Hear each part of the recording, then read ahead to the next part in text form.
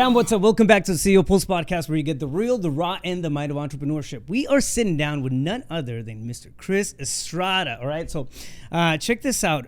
Your story, brother. Your story is very, very peculiar. It's very, I admire it.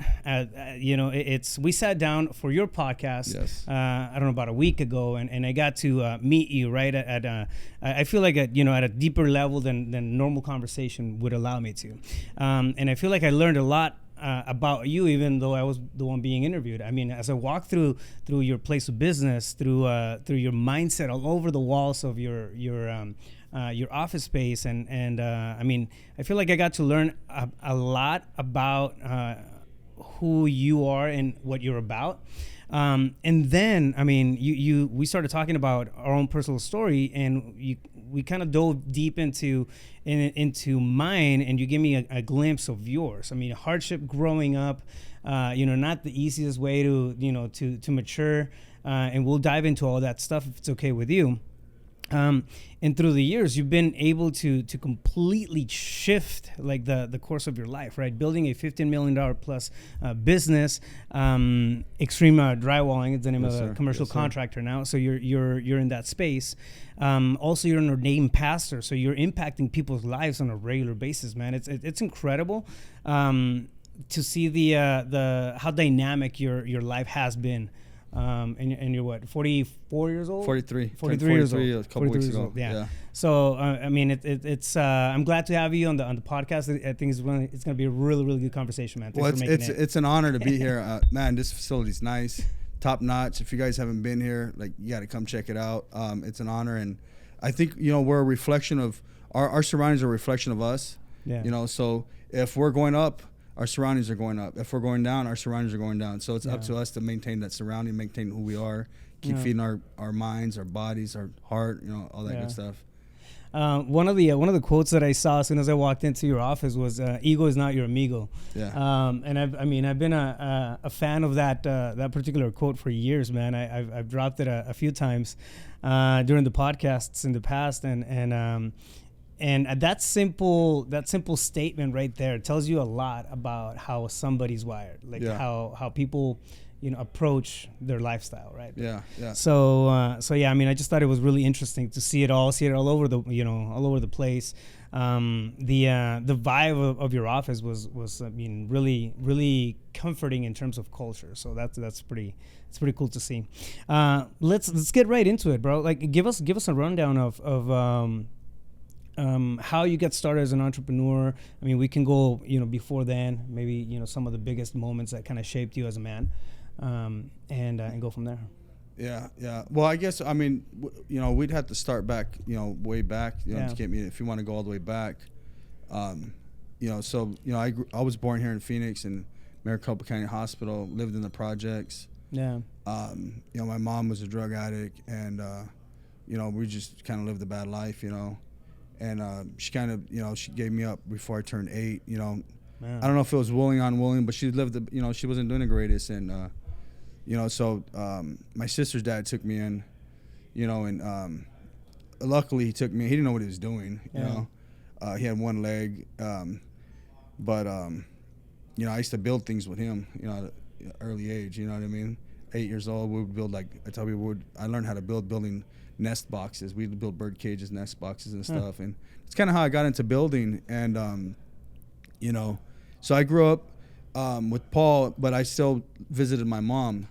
My mom's side of family. I didn't know my biological father. Yeah.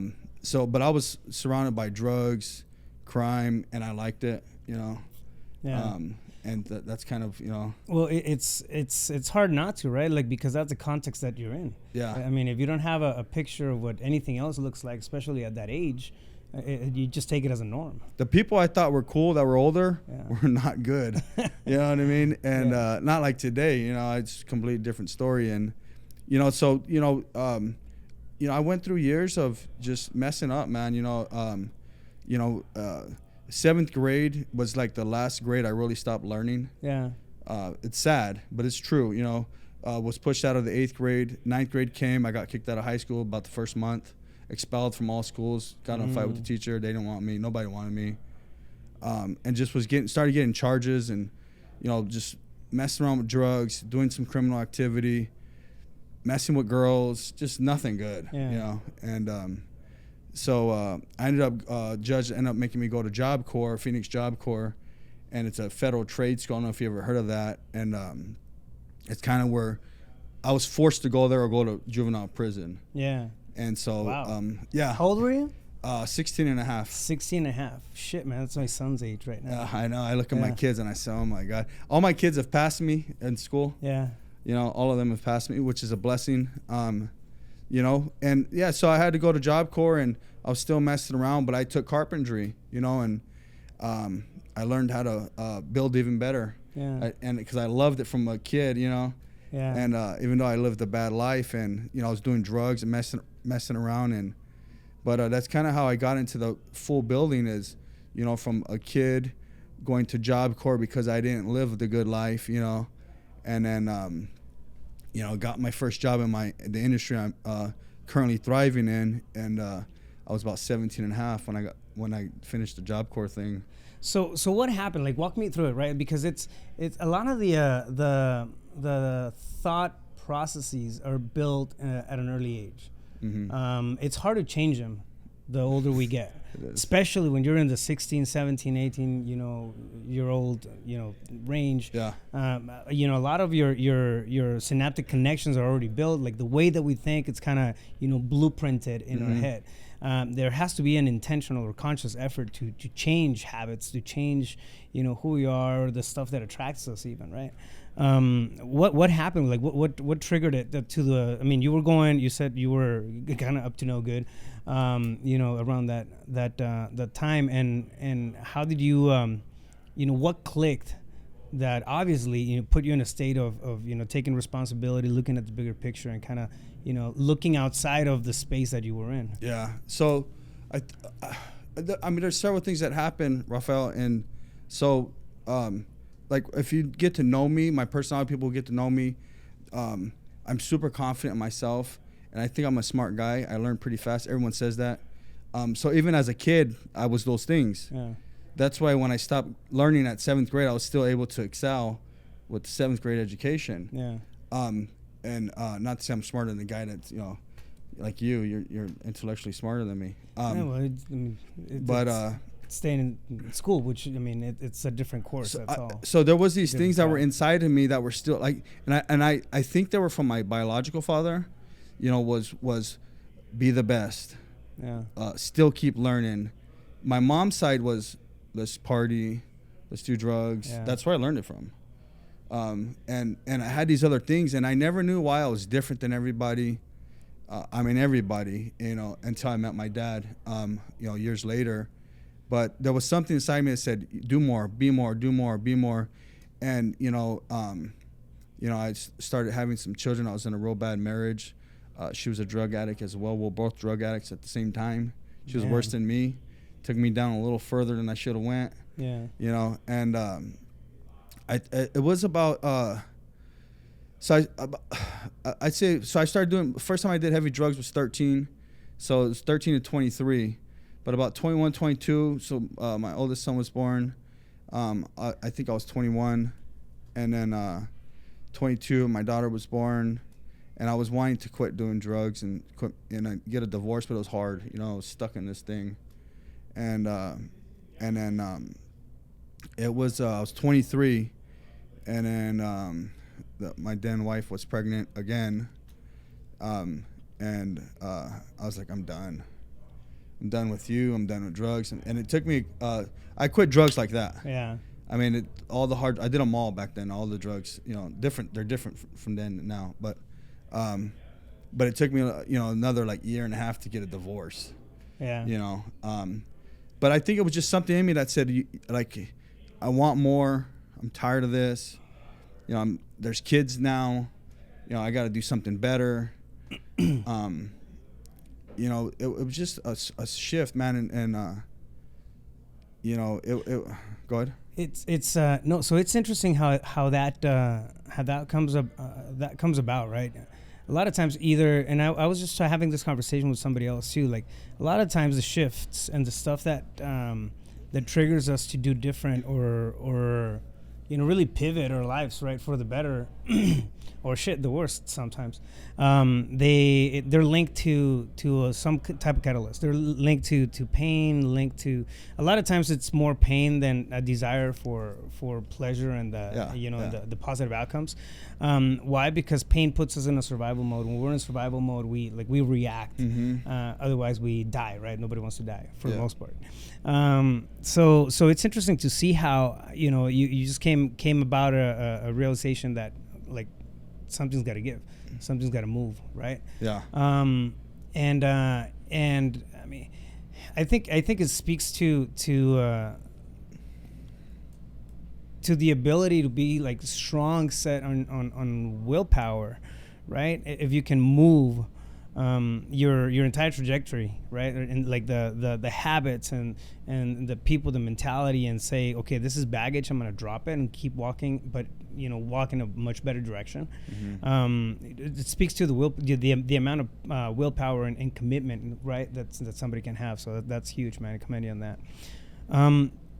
So you're at this point, are you still working at the same place, or were you thinking about launching your own business or getting into entrepreneurship? Was that it was in the back of my mind. I was in the industry already a few years, and I became the first big step in construction is a foreman. Yeah. So 20 years old, I was still partying. Yeah. But I was just faster, smarter than Yeah. I was able to use my brain a little bit more and my body. But so I was leading. I wanted more. And so I wanted more, right? And if you don't mind me telling the story. No, go ahead. So it's a little spiritual story, and some people know it that are close to me. So 23, I quit doing drugs, right? And about 24, 25, whatever the timeline is. So I'm in this bad marriage, and I wanted my old boss, the last company I worked for, would invite me to church. He's seen something in me, and so I always wanted to go just because I wanted something more at this time. And the ex was like, nah, it was always an excuse. Yeah. So one time I'm watching TV, and I'm flipping through church channels. So this is like 2004 or 5, something like that, whatever. And I'm flipping through church channels, and there's just like a bunch of old dudes with white hair that I didn't want to hear. You know what I mean? Yeah. You remember those guys? Message didn't resonate. Yeah. And so I flipped to the channel, and then it's this guy Joel Osteen, right? And he was he's a positive preacher, and he has a really big church. So I flip and I stop right there, and because he was the youngest one on TV. I think everybody was gone. I was still in the bad marriage and stuff like that, and I start watching this guy Joel Osteen. I don't know if you ever heard of him, but he starts giving this message, and he says basically like, hey, you out there, you need to forgive someone. Right now is your opportunity. And then so at this time, Rafael, my mom had been dead for 4 or 5 years. Yeah. She died of a brain aneurysm. She was a drug addict. She died of a brain aneurysm, hemorrhage, probably because of drugs. She was 46 when she died. Man.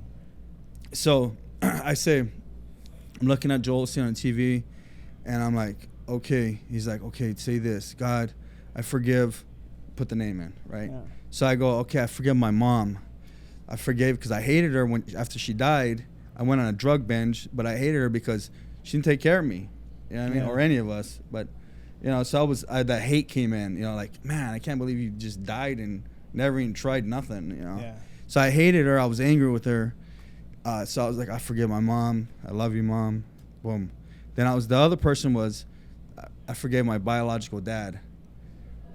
I didn't know I knew of him. I seen him one time. I knew his first name. Didn't know nothing. And I go, okay, I forgive him. And then Joel Osteen's like, all right, say this prayer, give yourself to God type thing. It's all in the same show. And like, man, it was within a matter of, this is the power of God for anyone watching and whoever's a believer. It was a matter of weeks. He finds my sister, my biological father. Yeah. He was not in my mind because I hated him. Yeah. I did just forgive him. Not in my mind, and he finds my sister somehow because he knew her last name. She had a different last name, my older sister. And she calls me and she's like, Chris, your dad's looking for you. And I'm like, yeah, I'm thinking my stepdad that raised me, my adopted dad, whatever. He would never adopt me, but I'm like, huh? What do you mean? Who? What? She's like, your dad. I'm like, what? She goes, yeah, it's some ladies come here and leave a letter. So I go and get the letter, and it's like, hey, you know, Chris, I know you hate me. You can punch me, all this stuff, but I've been looking for you for years. I didn't know your last name. He was looking for the wrong last name. I have my mom's last name. Wow. So I have my last name's Estrada. Yeah. It's my mom's maiden name. Because I wasn't born with a dad. You know what I mean? So you take the mom's name. And so it's like, hey, so we're like May or June. I don't remember what it was. Maybe it was like September or something. He's like, I'll be there for Christmas. I'm going for Christmas. Meaning here in Phoenix? Yeah, he was in California. If you'd like to have me, I'd like to visit you. And we could get to know each other. That's the letter. Call me. So I was like, shit. So it took like probably 3 weeks, and I wasn't angry. I was confused, and I'm a young man, right? I was confused, and then I was like, well, I don't want to hurt the guy who raised his name is Paul. I don't want to hurt Paul. You know what I mean? Because he raised me for all these years. Like, all of a sudden, you know, and I wanted this though. Yeah. So I called. Hey, never mind. I got a dad. See ya. Yeah, you know, so I called him, and he came on Christmas. You know, and that was the power of God, because like God knew what I needed at that time, and when we met, you know, like, I mean, we bonded instantly, man. And that's when I got to see why I was different, why I thought bigger, better, faster. Because I seen it right when I seen him. Yeah. We started talking. He's like, what do you want to do? First question. What do you mean? I start bringing out blueprints. I'm like, I want to start a drywall company. I want to sell real estate. Yeah. First two things. And he goes, well, what's stopping you? I go, well, can we go outside? I go, I had to break it down for him. I go, look, man, I know you just met me. I don't do drugs. I go, I used to. Yeah. And you don't know anything about me, but I used to do a lot of drugs. Yeah. I go, but the woman in there, I'm about to divorce her. And I go, I hope you don't mind, but he goes, I got your back. And so it's like that, bro. Like, my life changed forever. Wow. Forever. It went from me cruising, like, you know, 20 miles an hour uphill, to just like that. That's incredible, man. Because I mean, you have to give credit where credit is due, right? I mean, I feel my dad left when I was 3, so you know, we're kind of on the same boat there. He was there for a little bit, and then he left. Single mom, was raised by her and everything, and I didn't have that level of support, right? But it speaks to the type of person that you are, right? Like, you were open-minded about something, as opposed to being shut down and pissed off and angry, and standing in your victimhood role. I feel like we have a choice when it comes to opening up our hearts, right, to the possibilities. And I feel like it's easy to miss out on that. It's easy to say no, you know, you did this and that, and then stay in that, like, almost struggling and fighting to stay in that victimhood role. I see it, you know, much too often, man. So the fact that you were able to see that, right? And be open-minded, you know, to begin with, and then open-hearted afterwards is I mean, it shows why you've had the type of results that you've had, you know, to date. You know what? Had I not said, okay, I forgive you. Yeah. Come over, let's talk, all these things, I wouldn't be right here. Yeah. Because every move after that brought me to right here. Every move. So what I didn't know was he was wealthy. Yeah. What I didn't know, he was savvy. What I didn't know, what people can't see on my face, was he's Russian Romanian Jew. He's a white dude. Yeah. I mean, I kind of knew he was white. People told me he was white. Like, you know, I didn't know who he was, whatever, right? But he's Russian Romanian, he's Jewish. Yeah. Right? There was all these things I didn't know I had inside of me, you know, and you know, we started doing we literally instantly, as soon as I moved out, we started buying and selling houses. So that's like 2007, towards the end of the good time. I mean, I went from not doing a single house remodel, anything, probably like you the one time when you started. Yeah. And he's like, hey, and he's in Huntington Beach. He's like, all right, we're gonna look for some houses. I got this realtor. He already had rentals. I didn't know. He already had 20 rentals. Probably more than that. I forgot. But somewhere here, somewhere California, somewhere in Texas. If he had 5 furniture stores, like he was just doing all right. You know what I mean? And so he's like, all right, I'm gonna hook you up with my property manager. You're gonna go look at the houses. We're gonna buy them sight unseen. So we just started doing it, dude. And then at the time, you gotta remember, I went through a divorce. I took my 3 oldest kids. Yeah. And so I literally took them, got custody of them. So at one point before I met my current wife, which she's amazing, it was me and the kids, and I was working probably 20 hours a day. I was working a full-time job and flipping houses, remodeling them at night. I mean, I told you, I went, whoa. I mean, it was fast. It was insane. Yeah. You know?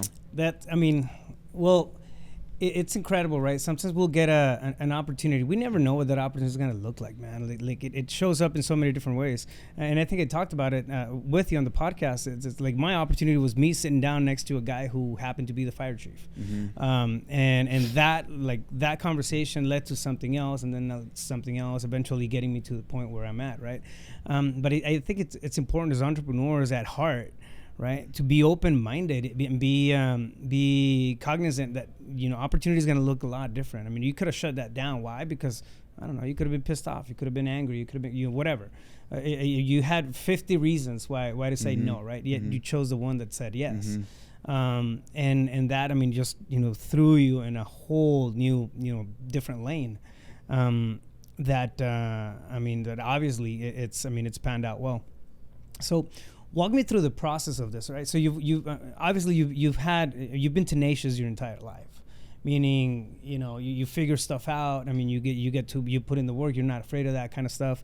Getting into it, you know, when you were hired and you know, learning the ropes of the business that you're in, right? But it's one thing to actually come in, put the work in, and then it's another thing completely different to actually bet on yourself as you're going through the process. What did that look like? How did you transition into that into that role? So, especially having kids and a family. I mean, at this point, bro, you're trying to raise a family. You're trying to, you know, figure out life. You're learning a whole new set of things, a whole new set of you know, ways of being, right, altogether. Because that's when you're finding religion at the same time.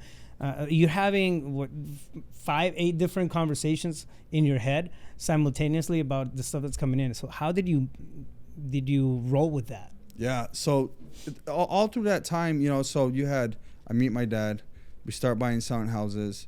You know, I'm doing pretty good in the industry, you know, with the company I was with, get the divorce, all that good stuff. And so I end up meeting my wife, you know, and single dad, meet my wife. We hook up, right? And so we met, I think it's 2008 we met.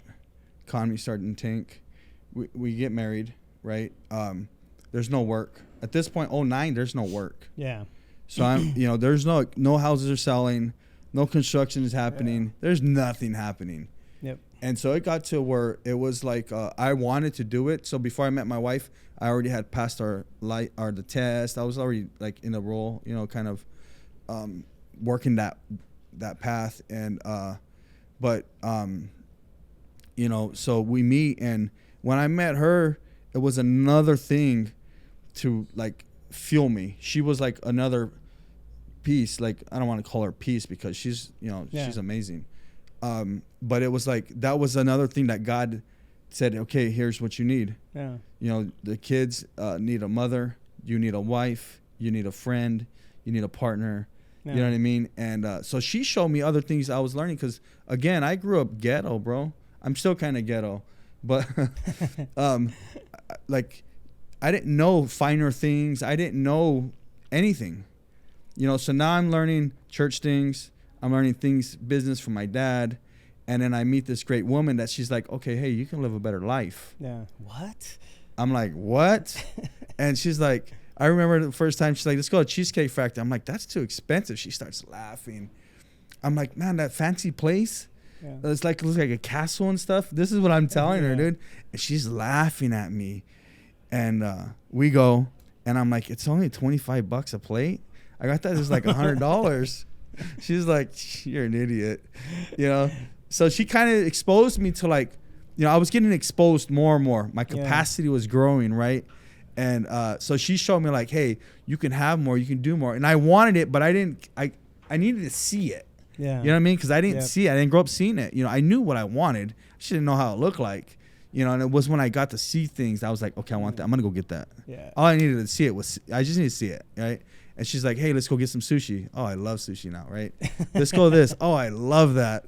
You know, it's like everything was a first with her. Wine, yes, please. Yeah, everything was like, let's go do this, let's go do that, let's go do this. You know, Chris, you got, you know, dress a little better. You know, because I was rough, dude, just this construction guy, you know, and so it was, but it was like, I had to want it. You know what I mean? And it's kind of like the, go ahead. I think it's that, right? But it's also awareness, man. Like it's we have to be aware that, you know, that there's a different world out there. Like if we're in a dark spot, in a tight spot, in a whatever spot, right? Like we just being conscious that of the awareness that, okay, life can be different. It can be better. It's hard to picture something from scratch, right? Like if there's some type of context, we have the ability to kind of, you know, work around it and elaborate on it and then build something. But I don't know, I just try to, you know, I try to sit there sometimes and then try to think from a blank slate. It's impossible. For me, it's impossible to think from a blank slate, right? Because there's context, like there's an idea of what life can be. There's influences around us, and you know, this guy's living life this way. This guy's able to do this kind of stuff, which is amazing. And I want, you know, now we have, you know, stuff to look up to. But when I was young, growing up, dude, you know, in the mobile home and everything, I didn't see any of that stuff. So picturing it was like, okay, my idea of I don't know, a vision was like, I don't know, it went from the house to the corner. You know what I mean? Like, this is very, very short-sighted. Yeah. But when the awareness kicked in, dude, it became like almost a newfound superpower where you start thinking outside the box.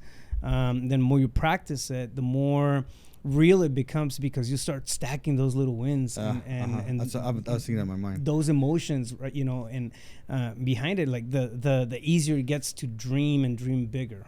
Right? I think it's easier today, like, for today's time, although it's different, it's easier yet it's harder.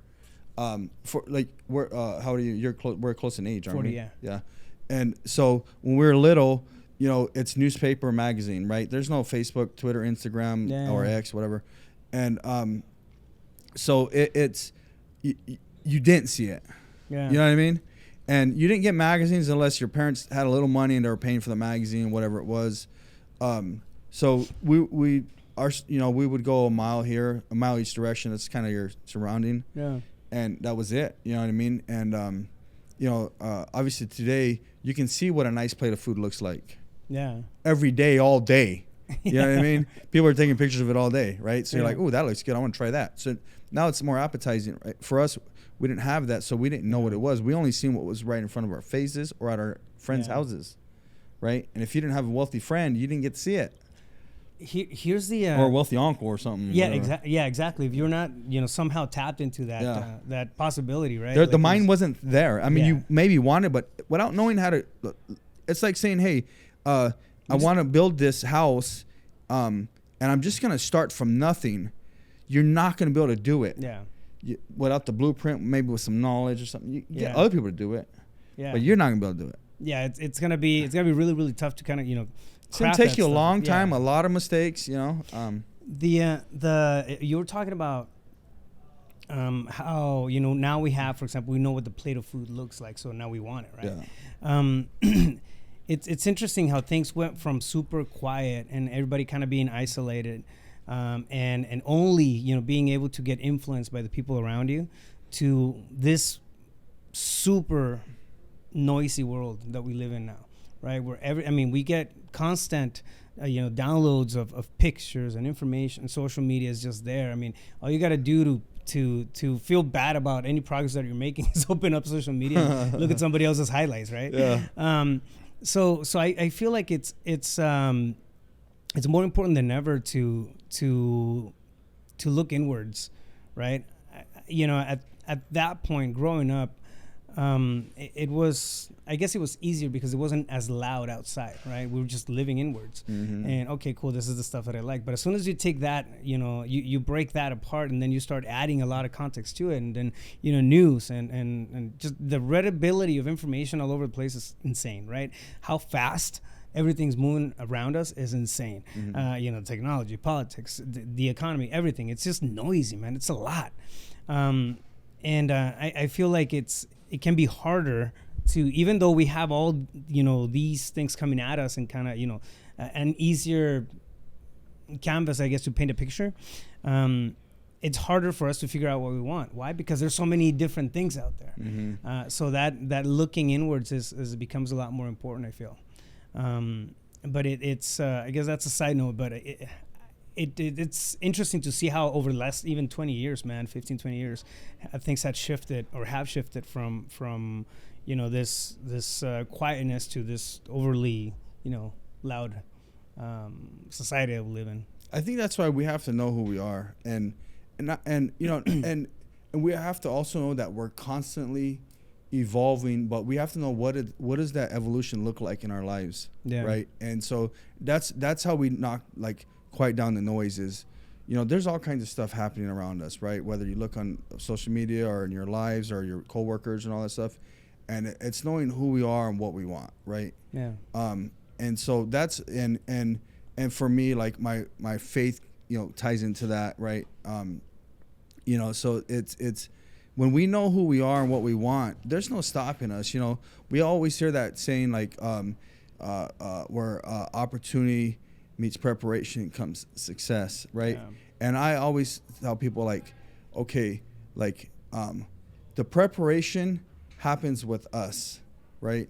And God brings the opportunity, whether it's a form of a person, a thing, whatever it is, right? And that's the success. But I really believe that we have to constantly be preparing for the next move, right? And that's why we keep going higher and higher and higher, because we're constantly trying to learn something. What is this? I'm walking around, I'm like, what is this? What is that? Why do you have this? Right? You see? And just because I'm like, well, I want to prepare for the next step, because if I'm ready for the next step, then that success comes. That opportunity, God's going to open the door for me, or you will open the door. He'll use you. And so that's that's knowing who we are, our confidence. I've said it before. I'm like, hey, listen, having faith in God. They said God will open the doors, right? And God will open the doors, but you also have to have the confidence and your own abilities, knowing that you can go through that door and walk through it, walk through it and succeed, right? And not succeed meaning you're gonna always win. Succeed meaning, like, I'm gonna go and try. I'm gonna go and learn. I'm gonna go and grow. I'm gonna do whatever it takes. I want to put in however many hours it takes to get this done, right? And obviously you don't want to give up your family or your wives or something like that, or your husbands. But that's what changes us. Like you or I were, I can't be detoured, from what I want to do, from the mission. What I mean? From living a great life, a blessed life.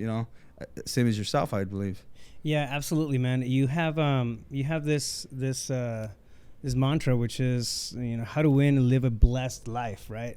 Like you were talking about that earlier, and I think it ties right into it. In order for anybody to empower, or my thing is empowering entrepreneurship. Like that's one of the guiding beacons of everything that I do. So throughout the day, I guarantee you that 99% of the activities I'm doing on daily, they're empowering somehow, some way, empowering entrepreneurship. I mean, it's just by design at this point, right? Because I built it for so many years. It's a really beautiful thing when we're able to walk in that path, and have the awareness, right, that there's ripple effects. There's people that we can impact, and help through whatever growth they're going through, and be call it a checkpoint, right? But be of impact, right? You have that same mentality when it comes to. I mean, you're an ordained pastor. You guys, you and your wife run a church. I can only think about imagine the level of ripple effects that has, right? And just in our one local society, but also like people travel, man. People plant seeds in other places, and I feel like at the end of the day, there's a message to be said and a voice to be heard, and sometimes even though we have to look with and pay like super close attention to realize what that is to us, when it's revealed, when we see it, when we own it, when we feel it, man, it becomes impossible not to scream about it. Yeah, it really does. Yeah, and you have to be proud of what you're doing. Like you're saying, it's like you work hard for it. You know, for years, Rafael was like, my wife and myself, we didn't want to boast about what we were doing. Yeah. And then someone said, like, be proud of it. It's not bragging. It's being proud, because how is anyone going to know what they want unless they see what you have? Yeah. You know what I mean? And like, that's how we know we want. Like, you knew what you wanted when you seen someone else have it. Yeah. You're like, dang, I like that. I want that Land Rover. How many you got? 2 of them? I don't know. There's a couple outside. There's a McLaren in here. There's all kinds of things in here. And I'm like, man, I'm just trying to get out of a little Ford or something. No, you know, it's interesting you mentioned that, bro. I used to have the biggest, like, I was very, like, I would hold back, like, I didn't want to sound salesy. Like, okay, I feel like I'm onto something. I feel like I have something good to offer, but I don't want to sound salesy. Yeah. I don't want to sell it. I don't want to sound salesy. And then I went to, I was speaking at this seminar, and Dean Graziosi was there. Yeah. He's a big name in our industry. He's here. So he backstage, he told me, well, like his topic was about this actually. So he had a whole topic about it, and then we just kind of recapped on it backstage. But he made it, you know, super clear, right? Like every time we don't say what we're about, you whatever it is that you feel like you're good at, like that's your X factor, and we don't say it. We're not loud about it. We're not putting it out there. We're doing somebody else a disservice.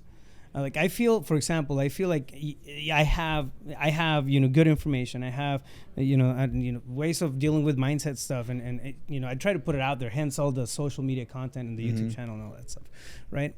I would hold back from all that stuff before because I don't want to sound pushy. I don't want to whatever, right?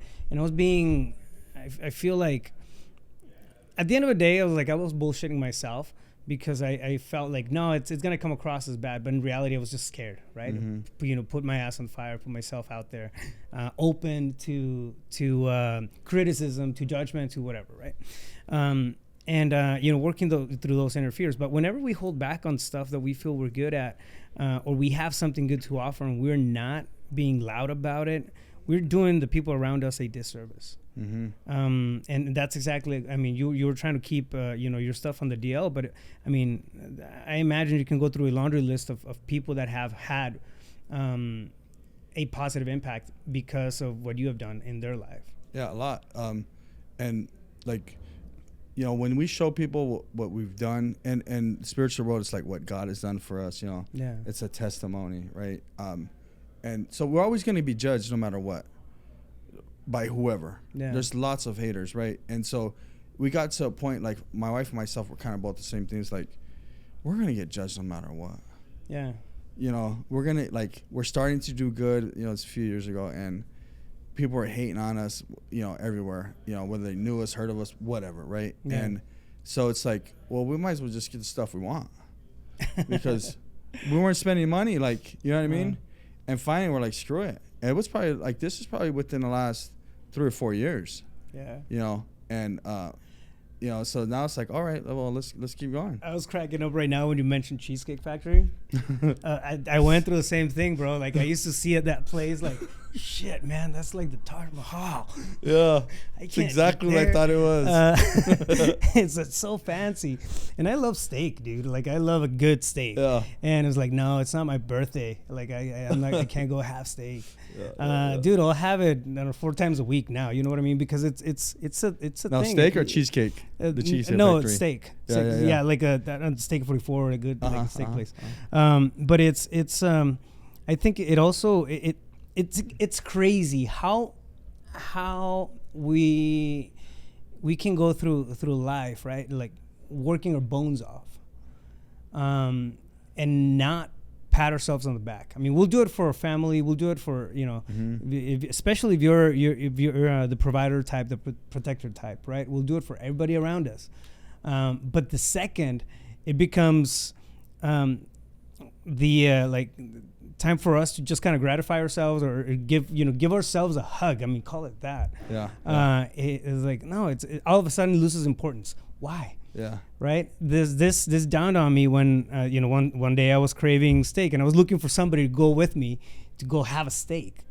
And then I was like, God, I guess I'm not having steak. Nobody wants to go with me. It's like, it's a steak. Why can't I just go sit down at the bar and then have a steak? This place that I like going to. Yeah. Right. Yeah. Like what's so wrong in my head about that, or unattainable, or what feels off? You know what I mean? And it's that self-appreciation. Like really, like why? Like I've earned a steak. You know what I mean? So it's interesting that can be a thing, but it speaks to like the level of awareness that we have on self-love. Like we'll do a lot of things for the people around us, and many times not filling our cup, pouring from the cup and not filling it back in with self-love and self-care and I mean I think in the long run that can also not be sustainable. Yeah, it goes back to our self-worth. Yeah. Right. Growing up poor, or however you grew up, whoever grew up, but even if you grew up rich, you still don't like you still look at yourself inferior to say your rich parents. Yeah. Because you really don't have nothing, right? Yeah. And so, like for years, it was that part of that was okay. I know who I am, but then did I really know who I was? Because the question is, do I deserve a seat at the table? Yeah. Right. And so it's we would start to go to like nicer places, and I would feel a little weird. Right. Yeah. And I'm like, because I don't dress up that much. I kind of like plain shirt type thing, and they're cheap shirts. Just like I buy stuff for everybody, bro. Yeah. I'll spend all the money on the company, but I'm kind of cheap on myself still. I gotta learn that. But so as we started going to nicer places, doing nicer things, and I started getting a little more comfortable, then I realized, well, shit, I probably make more than most of these people here. You know what I mean? Yeah. And then I'm like, well, I deserve a seat at the table. Why don't I? Yeah. Even if I don't make more than them, if I can afford my damn tab, so it's one of those things of like, we're worth it, and especially if you work your butt off, you take care of yourself, and so we started saying like, screw it, we're gonna, I bought her a Land Rover too, we just finished our house and stuff, and it was like, oh, you know what? And it's not even bragging. It's just like, all right, this is what God's done for us. This is what our hard work has done for us. Yeah. And guess what, guys? You can do it too. Yeah. And if you're in my life, I will help you try to do it. You know what I mean? Like you said, is now we're here for someone else. We're here to show that other person, hey, if I can do it, so can you. You know what I mean? Yeah, I feel like it's a really interesting transition happens, right? When we're operating from, like, and we've both been there, man, like operating from survival mode, getting out of that survival mode. And then you shift over to this space of contribution, where you want to, help and give and kind of, pull people along with you. Mm-hmm. And I think, like, at the end of the day, like that's, we're not going to take any of the material stuff, right? Like, what we're going to take, it's, anything that we have in spirit, which is self-love, it's self-care, it's, do we love ourselves? Do we do good in life? And I don't know, I feel like that's my take on it, right? Is our family, well, are they going to remember us in a kind and loving manner? Is it like that kind of stuff, right? And I think it really comes down to actions and the integrity of us as human beings.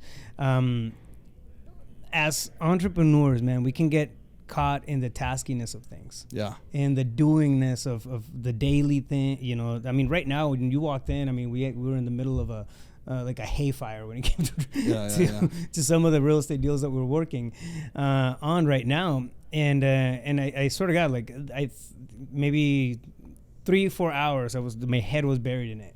I was gonna go eat earlier, and it's like, no, I'm caught in this. So even if you're aware of it, you're gonna get caught in the day-to-day stuff. But we have to like come up for a fresh breath air and realign, right? Reset.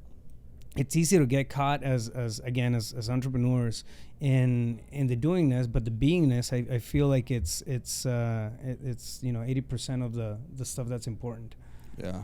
We're I think I said it when we're on on my show. People talk about the rat race. You hear these at conferences and stuff like that. As an entrepreneur, you get in the same rat race. Yeah. It's just a different group of people. Yeah. You know what I mean? And it's a bigger will, right? Yeah. Because once you start doing it, it's like you can't stop. Yeah. Unless you become, not even, I was going to say Elon Musk, but he ain't stopping. No. You know what I mean? So, because now it's just like, how much more can I do? How much more can I help? How much more? Everything's about more. Whether it's give or take for whoever that person is, it's about more. Yeah, I think it's character at that point, right? Like we don't do things because we have to. Like, when you get to a certain point, maybe you don't have to do as much, but we do things. I like to think I do things because I can. Because I have the ability to impact, so why wouldn't I impact? I have the ability to make a change, to improve, to do something bigger, better, and like, I don't know, make dope shit happen. Mm-hmm. So why wouldn't be, right? Like, what else are we here for? Yeah. When you were going through it, and obviously, I mean, you put in the work, you started building and launched the business. I mean, you're past 15 mil, on revenue. How did that shift come about, and when did you decide to really commit to yourself as a human being, from the spiritual standpoint, the professional standpoint, and then cutting out all the negativity? And we talked about negativity briefly in your show, and I feel like you're very adamant about that. Yeah. Well, I think for me, it's going back to like my spouse, the surroundings. Not everyone's positive, but my in-laws her parents are very positive. Yeah. She's super positive. We're the same way. Some of our closest friends are. I have a mentor in California that, he's killing it. I have a couple mentors across the country that are just doing amazing, and 20 times better than me, whatever. And but like, we have to know what we want. We have to make sure the people around us know what we want, and making the shift. It's like, I was talking to someone and they were learning something. They were kind of stuck into what's happening in the world, which I follow world news. And I told her, I said, just make sure you put the equal amount of time with spiritual stuff, with motivational stuff into your mind. Keep your mind balanced, right? Because we still have to know what it is we want. Can't be deterred. I tell Antonio, like, I don't go around getting sauced everywhere. My friends were over I hadn't seen them in 2.5 years. I had a couple drinks with them. I don't have drinks. I don't have beer in my house. I have the one bottle of vodka that they gave me when they moved 2.5 years ago, and I opened it this weekend when they came and visited. Yeah. Because I want to be at like optimal performance. And when I figured out, well, I want to do more. I want create a legacy for my children. And I started living that way. We created the trust, the family trust I was telling you a little bit about. Yeah. Just certain things. It's like, every time I'm doing something now, whether it's big or small, not to brag, and I'm still making big mistakes too. It's how can I challenge myself, and how can I just keep moving forward, even in a mistake? Yeah. How do I move forward? So every time I do something, it's a shift. Every time it's a mind shift. Doing this podcast, it'll be a mind shift. It'll show me something. Meeting you is a mind, like it's one, it's deposits, right? Deposits into the next thing that's coming, it's coming along. Well, build our capacity. Yeah, I like the fact that you're very forward thinking. It feels like you'll take a step, but you already know where the next 2 or 3 are gonna kind of, you're at least contemplating the next 2 or 3. You know what I mean? I'm trying to go to the next 5. Yeah, there you go. So and it's important, man. It's important to stay on top of it. I like the idea that hustle is a season. It's not a business strategy. But with that, like goes the forward thinking, right? It's we can hustle and stay in the same place forever and make ends meet, or we can put in the extra effort. We can have the extra discomfort per se when we're building a vision, when we're building the idea of betting on ourselves and putting ourselves out there. Like, I feel like not everybody hacks it when it comes to entrepreneurship. There's a lot of entrepreneurs out there, and then 1 month, 2 months, 3 months where things get tight and whatnot, like boom, you see just the bubble burst, right? Mm-hmm. So I feel like it takes a certain individual to really put up with the stuff that we're willing to do as entrepreneurs. And you have this I feel like you find a counterbalance between all the pieces, because you're an ordained pastor, so you're living that life that called you when you were 17, or and the business is growing. You have, obviously there's a certain energy about your workplace, right? You have empowerment going all over you. We're talking about some trainings that you want to do for basic business development, right? Yeah. Like just steering people in the direction of the dream, let's call it that, and helping people throughout that. I feel like it's important to reach out and then contribute and give back, right, when we've had the blessing to be helped ourselves. Yeah. So. Yeah. I mean, hustle, like you said, it's more of a selfish act, because when you think of hustle, you're like, how can I get mine? Yeah. Like when you're younger, you see it on the movies. Yeah. How can I get mine? I got to get mine, right? And learning how to be business savvy, getting that business mindset, learning that stuff, it becomes team, we, us, them. We'll always get ours, but growing a successful business, not to say mine is a success. I mean, we've been in business since 2009, so it's doing okay, ups and downs, but it's doing okay. But it's always about the business first. Yeah. We get paid last. Some people's model is different. You'll hear them on social media. Get yours first. Take your cut out first. Whatever. That's cool. Good for them. But for me, I get paid last, right? I give first. Yeah. You know what I mean? And I get mine last. It's that, the seed, the harvest effect. It's like you plant, there's a guy named Tim Story that he says plow, plant, water, harvest, And so I kind of take that to our business and everything we're doing, the stuff we're trying to do, we want to do, is, we're last. And if I do it right, we'll win big. You know what I mean? Yeah. And we'll be blessed. We'll get what we want. It'll come. If I do it wrong, and it works for me, and I'd say it'll work for everybody, right? But if I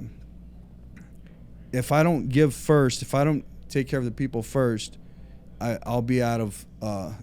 I'll be like dysfunction. I won't be operating correctly, because that's not who I am and what I was created. Out of integrity, you mean? Yeah. Yeah. Well, for me, Yeah. not for anyone else, just for me. Yeah. I'm like, it was like I'm supposed to give first. Yeah. Because every time I give, I receive. Yeah. And so I just keep doing that. Yeah. So for me, growing a business and trying to be really super successful and making sure you last 2-3 months, 5 years, 10 years. Yeah. It's like, okay, let's give. And that means give to, and all, hey, listen, time, money, wisdom doesn't mean only the paycheck or money. Yeah, 100%, man. When you take care of the people around you, like it's interesting how they'll go the extra mile to hack it through with you, and when it's needed, right? So, yeah. So I mean, that ties back into the entire leadership role, and like the fact that every single thing, every like whatever perspective we hold is going to have a ripple effect on the entire operation that we're running, right? And if you want to, take that to the family context, to the friendship context, it's going to be the same thing. Mm-hmm. There's always going to be ripple effects. There's always going to be, reactions to anything that that we do, that we trigger, right? I feel like it's an extra responsibility or an added responsibility to actually want to come in and then take charge of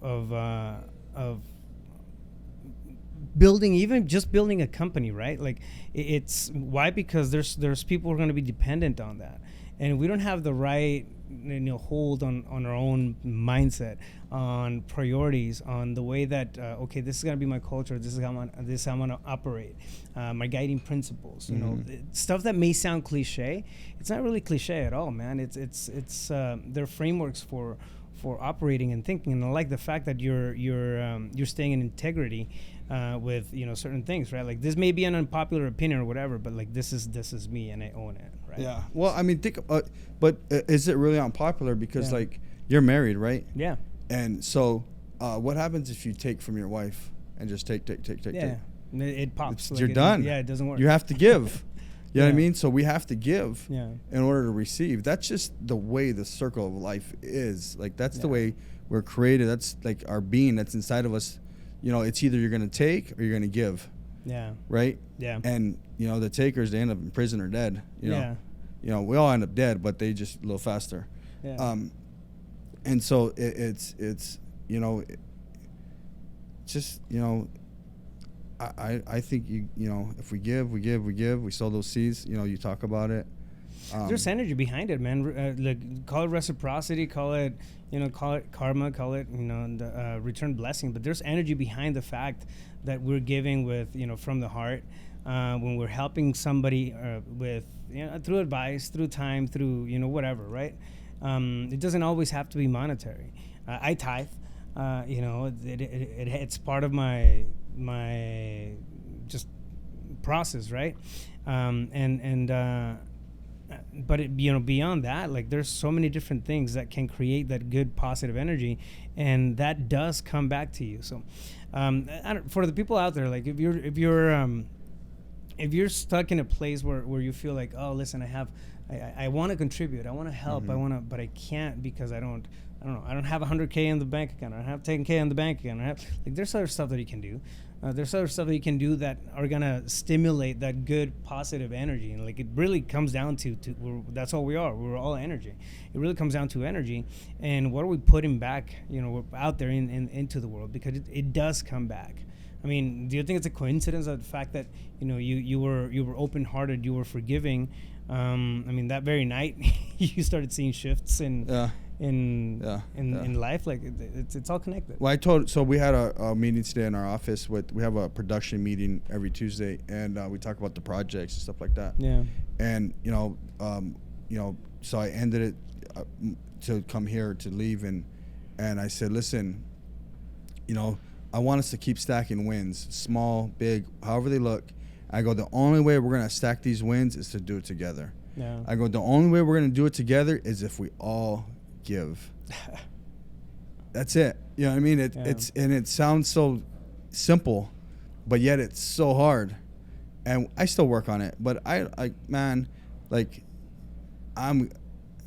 constantly give. I give, like, I'm so bad on giving, or so good, whatever, however you want to look at it, is if I show honor, if someone teaches me something, like say I'll go to a conference or something, whatever, and someone like just knocks my socks off with something, I'll literally like give them cash or write them a check like right there, or I sort out like 1,000, 2,000, 3,000, whatever it is I feel, because I'm like, dude, that changed my life. Yeah. I gotta sow into you. You just gave me something. You see the value. Yeah, I'm like, boom. So I show honor, and I tell people, if someone's your mentor, they're giving you time, or if you go to church and you hear some pastor preach something really good, and it changed your life, show honor. Yeah. Because, that's the giving principle. Yeah. Yeah. 100%. Great combo, man. Your journey is nothing short of amazing. I mean, going from heck, man, being given away before you were 8 years old, and then developing into this, this human being that you are now, that's contributing, that's helping people along the way, that's crushing it in the business space, and that has a solid mindset and a good grip on life, and the impact that we can have as human beings is it's something. Thank you. Mad respect for that, brother. If somebody wants to actually, before we before we sign off, I love this question. If you were walking down the street and you ran into your 17-year-old self, what piece of advice would you tell that kid? There's a lot. I was a mess. I would say, man, there's a lot because there's so many. One is I did judge people, right? I would say don't judge, right? Because there was saying back in the day like Snobsdale and stuff, Scottsdale, right? Yeah. They're no different, right? And so it's like, don't be afraid to learn. Yeah. Don't be afraid of change. Embrace the change, embrace the growth. Like go and learn, because, when you're young and, you think you know everything and you don't really know what's out there, so like embrace like those good things, and challenge yourself. Like we have to challenge ourselves and do more. It doesn't always take finances to become better at something, right? There's a lot of information on YouTube and books and stuff like that. And, so I would say like, don't be afraid of change, embrace it, go out and learn, and just keep winning. But as you're doing it, like keep that level of competitiveness alive, right? Yeah. Because you have to compete. And it's with yourself, right? And you use your peers as the measure, right? Yeah. And so, that's what I would say is just let's go, I love it, man. If somebody wants to get hold of you and you run, you have a podcast, and I feel like it's a great podcast. I was honored to be on it. Really good, really great conversations. Where can somebody get a hold of you? How can they find the podcast? Yeah, maybe so reach out. I'm sure you put these on there, but I know we're on LinkedIn, Chris Estrada. We're on Instagram, official Chris Estrada. We're on TikTok. I think that's official Chris Estrada. We're on X, Chris Estrada. We're on YouTube, Chris Estrada or official Chris Estrada. Either Chris Estrada or official Chris Estrada. There's two other guys that are stealing my name. Yeah. No, one's a comedian, one's a pastor. Bro, I have this one dude from Brazil. Yeah. Rafael Cortez. Yeah, he's got the .com. Yeah. Like he's got the Rafael Cortez. But they can find me. So we do the YouTube. We have the full form videos. Everywhere else we're doing the shorts. We're trying to do something good. We're trying to show people if I can do it, so can they. Yeah. We want killers on there like yourself. We have two different forms, the Chris Estrada podcast and AZ Up and Comers, for the young Arizona entrepreneurs or that are trying to be entrepreneur. They want to learn what they're killing it, whatever, if they're manager or whatever. So we have that platform. But we're just trying to do something good, bro, just like yourself. I love it, man. It's important. I think, you nail it on the head, right? Like a lot of times we think about entrepreneurship and business and all that stuff is like, no, I want to do it, but it's not for me. Like everybody, like you said, the Scottsdale and judgments and biases and all that stuff. Like everybody goes through stuff. Like everybody's story is gonna have some catalyst, some X factor to it, right? Like why can't, if you're out there listening, like what can it be yours? Yeah. So yeah. With that being said, I hope you guys enjoyed this conversation as much as I did. Stay focused. You got this. Let's go.